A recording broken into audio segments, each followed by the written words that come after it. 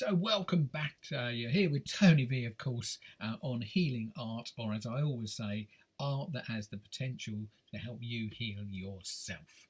Um, so, um, as I say, we've arrived at video number 7. This particular video, we're going to be talking about this crystal that is part of this beautiful piece of art here, and how crystals can actually help you heal. So, how do I tell you all about crystals and how they can help you heal all in a few minutes? Well, it's not that simple, to be honest. But look, if you have learned anything about this sort of stuff or in the past, you're likely to understand that we have what's known as a chakra. Some people call it a chakra system, and that system is way outside of the science bucket. In other words, you don't go to the doctor and say, "Doctor, my chakra system's a bit like out of kilter." You go to somebody who's studied Reiki. So, for example, I'm an Atlantean Reiki master, and if somebody studied Reiki, then they're able to do the type of healing on you that something like your doctor wouldn't be able to, because it's not what they study. Yeah. So remember, we're in the world of alternatives, in the world of the esoteric here. It's all subjective stuff. It's all stuff that you have to experience. So the chakra system, it's said, lives on your etheric body. Now, we know we've got a physical body because we can touch and feel it with our physical sense, yeah, called touch. But actually here, about an inch or so away from our body, we have an energy field or another body known as our etheric body. Yeah. Now, on this body lives our chakra or chakra system. Yeah, and we have different points. There are sort of 7 key ones on your body. There's one on the top of your head, known as your crown chakra. You've got one here, known as your third eye. You've got a chakra in your throat. You've got a chakra in your heart zone. You've got one here in your solar plexus. And then further down, we've got one in our navel and one at the bottom of our spine. Now, these, for all intents and purposes, are like the firework that we call Catherine wheels, yeah? And they sort of spin around, and they spin around at, quite a speed of knots. And a question I often ask people is, so where do you get your energy from? That's an interesting question, yeah? Because we're an electromagnetic creature. So, but we're not plugged into the mains and we don't have batteries. So where do we get our energy from? Now, this is something that's never really been solved by science, but it's sort of said in this more esoteric world that the chakra system is the way that we collect energy from our external world and bring it into our internal world. So there is an energy that comes from the sun known as pranic energy. So the space around us that we call space is full of energy, and we can suck that energy into our body, and it gets drawn in by these wheels that are spinning around at a huge rate of knots. Now, each one of these wheels has got petals on. So like when you get a little windmill at the sort of fun fair, it's got like petals on, often looks like a flower, and when the wind blows it spins round. Yeah. So each of your chakras has differing numbers of petals on it, and these draw in different energies and distribute them to different parts of our body. So your bottom chakra, it basically distributes energy to the lower part of your body, basically around your sexual area. It's often known as your root chakra.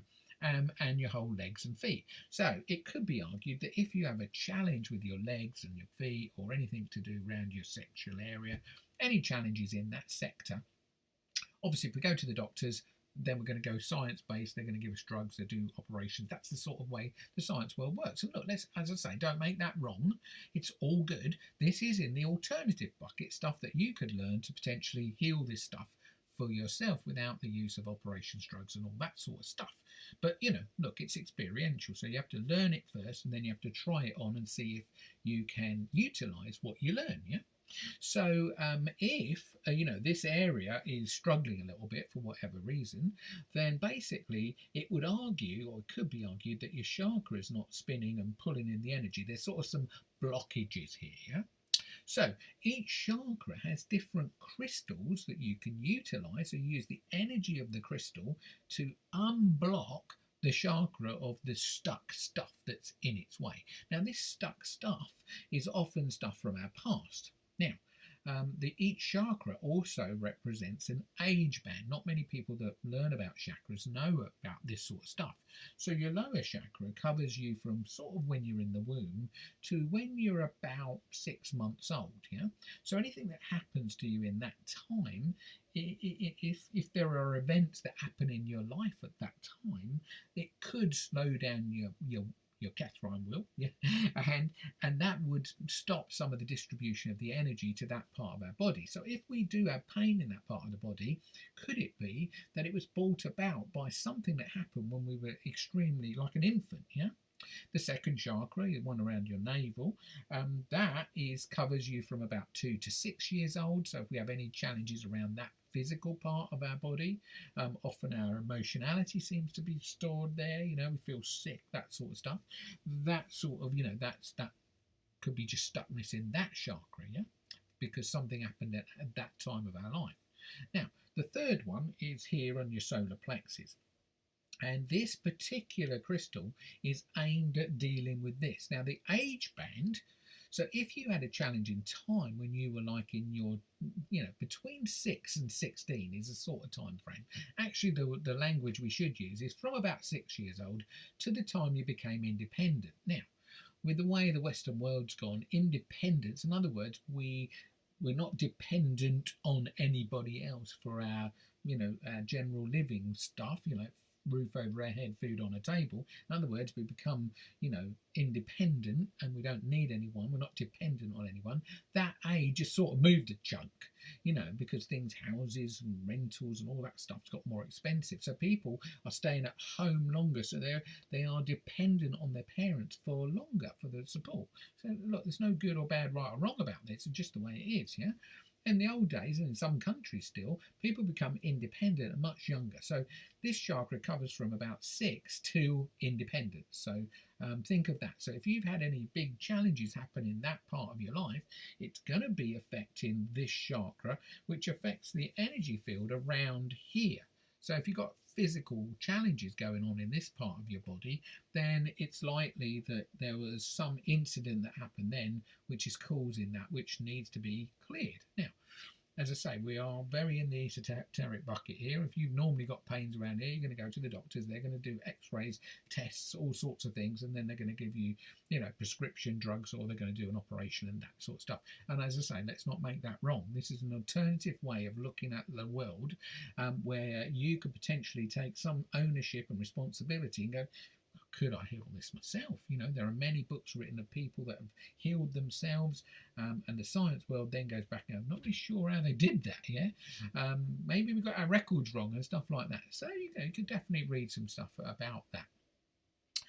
Anyway, this particular stone, this particular crystal known as Tiger's Eye, is particularly good for helping us out in this particular area of our physicality, yeah? And this particular emotional time in our life, this time where we were dependent and becoming independent, this time in our life where we sort of may have had some incidents happen, some struggling, difficult times, which actually that energy slowed our chakra down, and we're still like holding that energy. Yeah, if we're still holding that energy completely unconsciously, because remember, this is all stored in our sort of cellular world, in that second dimensional part of us, big chunk of it is stored there. So we don't have access to this part of us unless we open it up and go, right, let me have a little dig around here and see what's going on. So the various processes you can do using the pictures and language to see if we could heal this. So this particular picture is aimed with the symbology and the stone to help us in that part of our life. So that's why these pictures are very, very, very individual. In fact, primarily they're created for individuals. So you could obviously have one that's already created, go, well, that one resonates with me, then that's all possible. But anyway, in video number 10, I'm going to tell you all about how you can use it, how you can get one, how that all works. So that's it for video number 7, just explaining the crystals, the chakra system, how that all works in this alternative esoteric world away from the science world. and how then we could start to use, as we start to build this picture, we start to realize how we could potentially use this this beautiful art to have a healing effect on our being. So that's it from me this time round. I'll see you in the next video. Bye for now.